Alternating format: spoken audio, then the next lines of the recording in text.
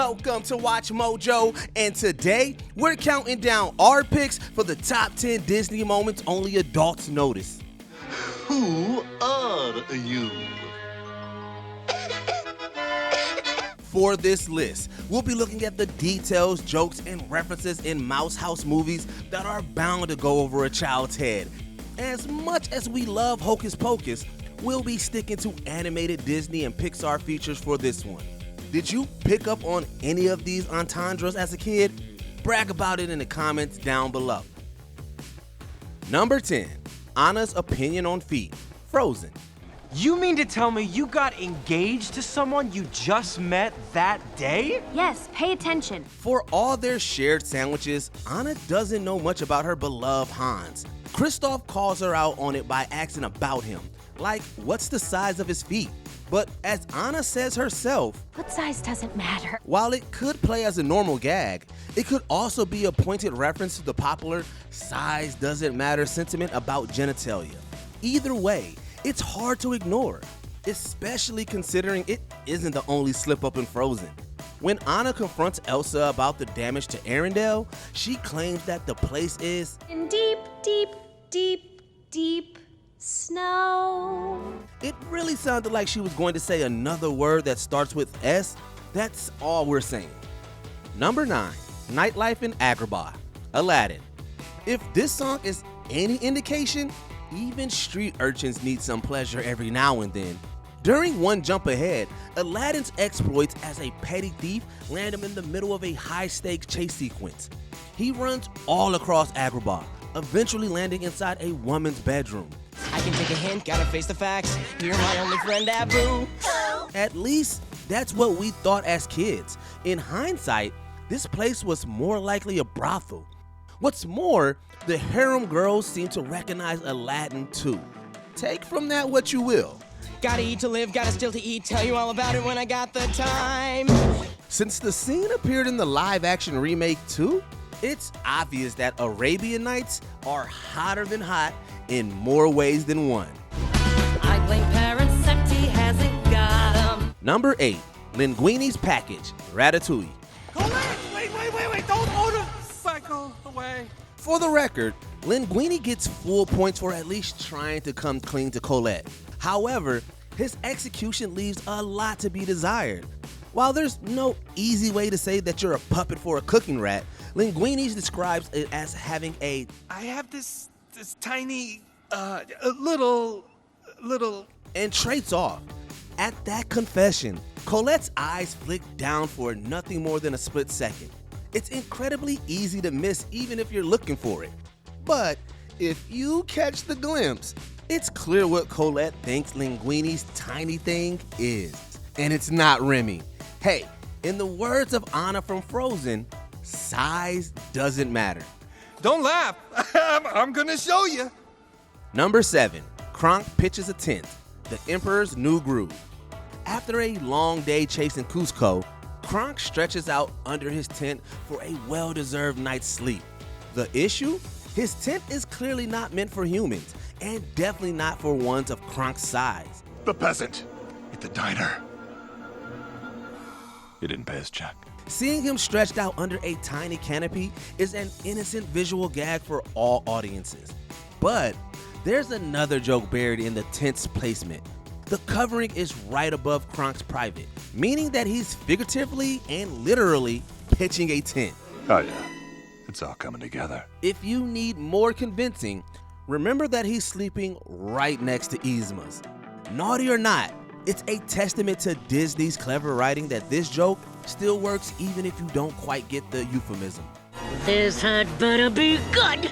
Number 6, Seven Samurai Remake, A Bug's Life. They come, they eat, they leave. That's our lot in life. It's not a lot, but it's our life. When terrifying ruffians threaten to invade his home, a brave underdog recruits several quirky heroes to defend his village.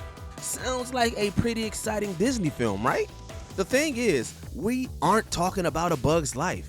That summary also applies to the influential Japanese film Seven Samurai.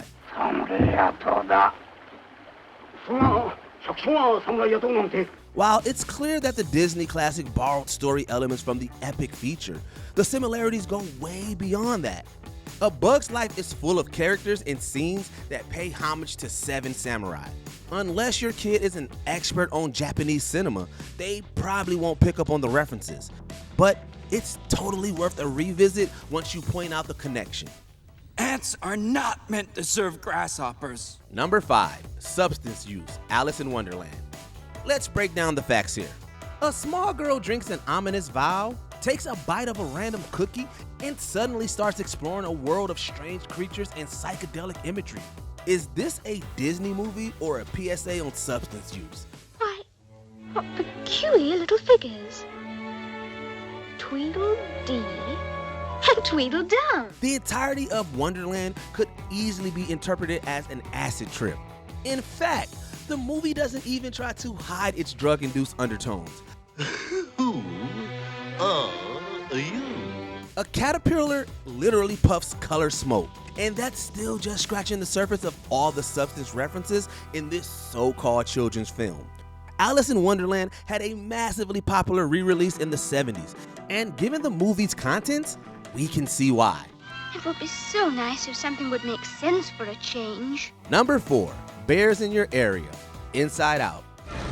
What was that? Was it a bear? It's a bear! There are no bears in San Francisco. As this Gus learns firsthand, there are, in fact, bears in San Francisco. Just not the kind she's thinking of. See, when fear becomes, well, fearful about grizzlies, Gus claims there aren't any in the city. In response, Anger says he saw someone with a lot of hair who could pass as a bear. I saw a really hairy guy. He looked like a bear. Now, he could have just meant the man was so furry.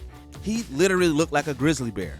But as anyone who keeps up with the slang knows, a bear is also a label given to certain hairy gay men. Since San Francisco is often seen as the epicenter of the gay rights movement, it's hard not to interpret this joke in an LGBTQIA+ context. That's no console is done. Sorry, I did it again. My bad. Number 3, Oedipus Complex, Hercules. What can we say? Herc really knows how to sweet talk a woman. On his date with Megara, he decides to bring up the show they just saw. And wouldn't you know, it was about Oedipus. And then that play, that Oedipus thing? Man, I thought I had problems. It's not exactly like get to know you chit chat, but it definitely makes Hercules look like a better bachelor. That's for sure. Although, for their sake, we hope most kids don't understand what he's referring to. Wonder Boy, you are perfect. Hercules has a few other jabs to Greek mythology, and luckily, they're significantly less crude. Like when the disguised Pain and Panic are trapped under a boulder, and they jokingly ask for someone to call IXII, the Roman numeral for 911. Somebody call IXII! It's clever and kid-friendly, to boot.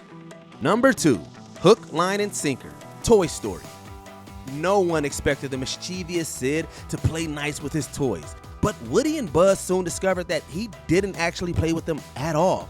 Rather, he disfigured the toys into new, horrifying creations, one of which is incredibly out of place in a children's film. Buzz! Go away! You're disgusting! Freak!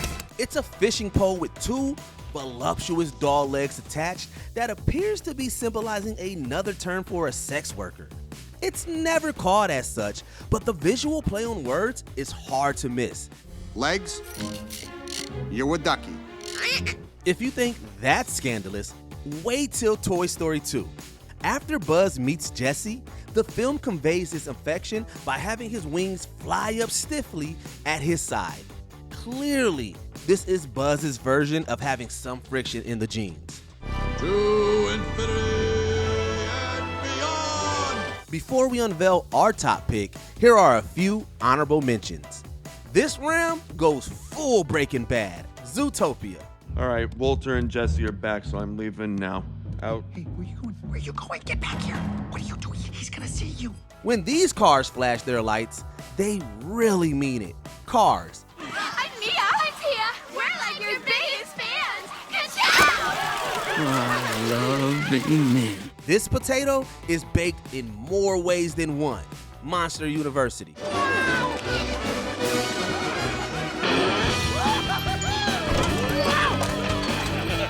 Before we continue, be sure to subscribe to our channel and ring the bell to get notified about our latest videos. You have the option to be notified for occasional videos or all of them. If you're on your phone, make sure you go into your settings and switch on notifications. Number 1.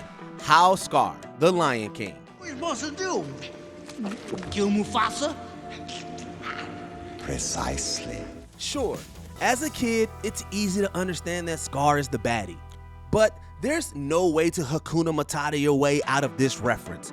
For most of his solo number, Be Prepared, Scar is standing over his battle lion as they mindlessly march to his orders. It doesn't take a genius to realize that this is basically the spitting image of a Nazi regime, with Scar taking the place of Adolf Hitler. We'll be prepared. For what? For the death of the king. Why, is he sick? No, fool, we're gonna kill him. And Simba, too. The uncanny parallels are no coincidence.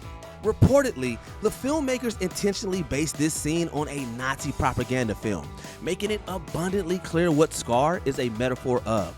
You'll never be able to look at marching hyenas the same way. Did you enjoy this video? Check out these other clips from WatchMojo, and be sure to subscribe and ring the bell to be notified about our latest videos.